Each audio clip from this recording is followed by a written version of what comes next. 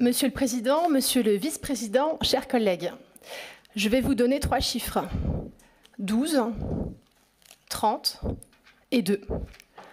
12 comme les 12% d'inflation des prix de l'alimentation cette année. 30 comme les 30% de bénéficiaires en plus aux aides alimentaires en Isère cette année toujours. Et malgré cela, 2.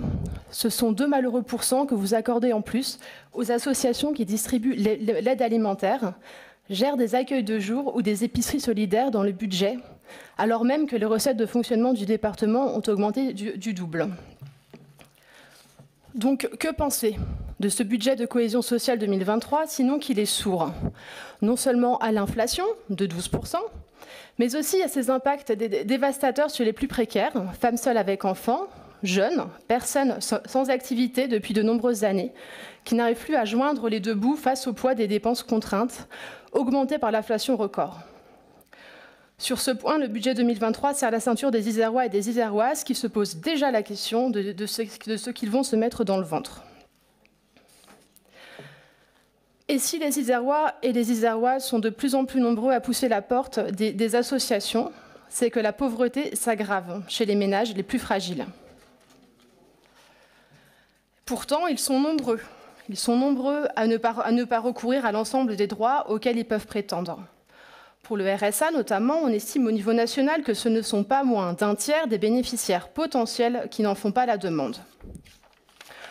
Et ce non-recours au RSA est un risque pour le département et les pouvoirs publics en général, car le RSA n'a pas qu'un rôle curatif.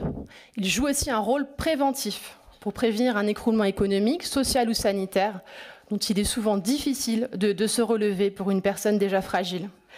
Et je vous le dis, qui coûtera bien plus cher à terme à la société.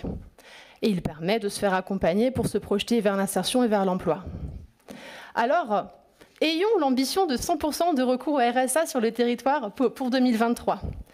Dans ce contexte social compliqué, où souffrent encore plus les plus fragiles d'entre nous, assumons notre mission de chef de file de l'action sociale et donnons-nous les moyens de notre ambition.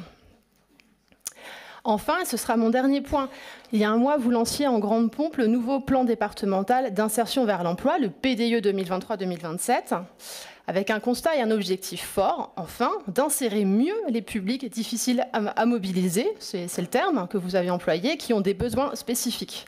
C'est-à-dire qu'ils ont besoin d'accès aux soins, à un logement, à une mobilité, à la maîtrise du français, à des outils numériques, mais aussi de garde d'enfants pour les nombreuses mères célibataires qui sont allocataires au RSA. Et justement, c'est aujourd'hui, alors que le chômage est bas, qu'il y a une fenêtre pour insérer ces personnes vers l'emploi, mais uniquement en les accompagnant.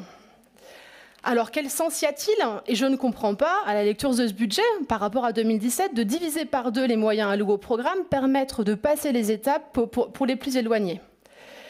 De la même façon, pourquoi le budget fléché au programme soutenir les allocataires dans les démarches matérielles a été divisé par 3 par rapport à 2017.